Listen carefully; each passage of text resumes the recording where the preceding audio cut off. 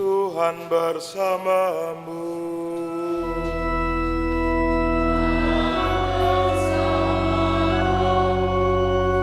Inilah Injil Yesus Kristus menurut Santo Matius.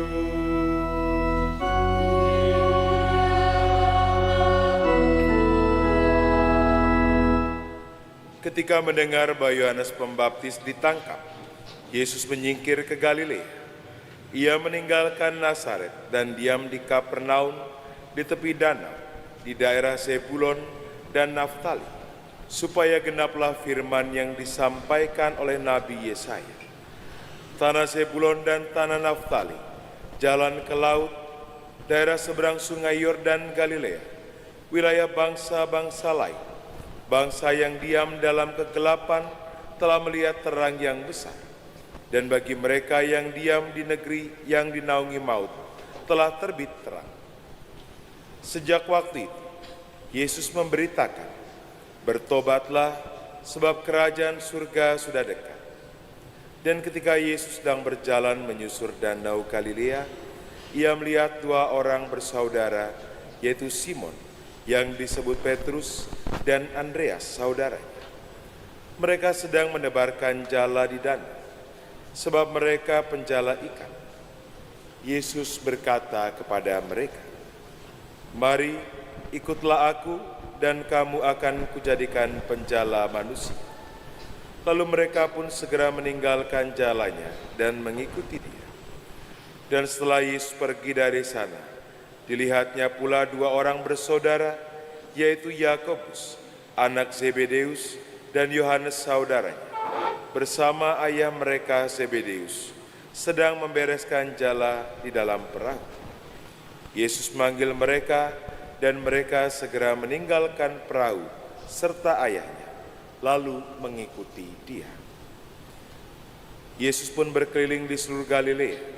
Ia mengajar dalam rumah-rumah ibadat dan memberitakan Injil Kerajaan Allah, serta melenyapkan segala penyakit dan kelemahan di antara bangsa itu.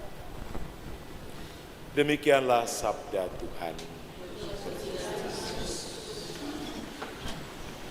Bapak, Ibu, dan saudara-saudari yang terkasih dalam Kristus, kalau kita melihat Injil Matius, maka saya merumuskan ada 3 bagian. Ada 3 babak dalam Injil atau perikop yang baru saja kita dengarkan. Babak yang pertama bercerita tentang apa yang harus dilakukan Yesus. Setelah kematian Yohanes Pemandi, maka Yesus berjalan meninggalkan Nazaret, diam di Kapernaum di tepi danau di daerah Zebulon dan Naftali. Sebagaimana yang kita dengarkan dalam bacaan pertama, kitab dari Nabi Yesaya, di mana mereka ada di dalam kegelapan dan mereka akan melihat terang. Dan secara spesifik, Yesus mewartakan tentang terang itu, yaitu bertobatlah sebab kerajaan surga sudah dekat. Maka Yesus inilah yang membawa terang. Yesus inilah yang dikisahkan oleh Yohanes Pembaptis. Yesus inilah yang membawa pertobatan, yang membawa banyak orang untuk kembali kepada Allah. Maka pada babak pertama ini dikisahkan mengapa Yesus hadir, apa yang ia wartakan, di mana dia membawa terang itu. Babak kedua yang ia lakukan dalam perikop ini adalah ketika Yesus berjalan menyusuri danau Galilea. Maka dia bertemu dengan 2 orang bersaudara, yaitu Simon yang disebut Petrus dan Andreas, lalu juga Yakobus dan Yohanes. Maka disinilah Yesus di dalam mewartakan tadi pertobatan, jalan tentang Allah, dia tidak sendirian. Dia memanggil orang-orang yang ia jumpai, orang-orang yang sederhana, orang-orang yang ada dalam sekitar Yesus, dalam situasi Yesus itu, yaitu para nelayan. Mereka dipanggil untuk menjadi bagian di dalam kelompok Yesus ini. Mereka diundang untuk bersama-sama Yesus mewartakan tentang Injil Kerajaan Allah. Dan di antara mereka-mereka yang dipanggil, tidak ada yang keberatan. Mereka meninggalkan apa yang mereka kerjakan pada waktu itu dan akhirnya mengikuti Yesus. Bahkan dikatakan Yakobus dan Yohanes meninggalkan ayah mereka dan mengikuti Yesus. Dan pada babak yang ketiga, setelah ada kelompok belum dikatakan 12 ini, maka Yesus mengajar ke rumah-rumah ibadat, memberitakan Injil Kerajaan Allah, melenyapkan segala penyakit dan kelemahan di antara bangsa itu. Maka Yesus mulai melakukan misinya, mulai melakukan karyanya setelah ia mewartakan tentang kedatangannya, ketika dia memanggil para murid yang bisa berjalan bersamanya untuk memberitakan Injil ini. Dikatakan memang dia melenyapkan segala penyakit. Tidak dikatakan detail penyakit apa. Bisa jadi penyakit yang ada dalam tubuh manusia, atau juga penyakit yang ada dalam konteks masyarakat pada waktu itu, dan juga menyembuhkan kelemahan-kelemahan di antara mereka. Maka Yesus mulai mewartakan, dan karya pewartaannya itu nyata. Dia berjalan, dia mewartakan Injil Kerajaan Allah, dan dia melakukan sesuatu. Bapak, Ibu, dan saudara-saudari yang terkasih dalam Kristus. 3 bacaan yang kita dengarkan berbicara tentang terang. Terang membuat kita dapat melihat segala sesuatu. Ketika di rumah kita terang, maka kita tidak tersandung. Kita tidak juga merasa takut karena tidak lagi gelap. Kita merasa aman, merasa nyaman ketika terang itu.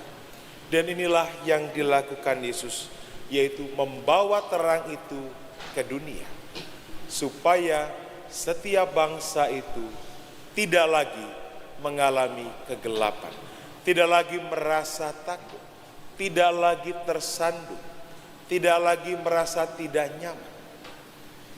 Pertanyaan kita, atau pertanyaan saya, apa yang dilakukan oleh Yesus sendiri? Maka sebagaimana dalam Injil dikatakan bahwa ia melenyapkan segala penyakit. Ia datang untuk menyembuhkan siapapun yang sakit, termasuk mereka-mereka yang disingkirkan, mereka yang tidak dianggap oleh banyak orang, mereka yang diusir, mereka yang mengalami kekecewaan, hilang harapan, mereka yang juga mengalami perlakuan tidak adil di masa itu.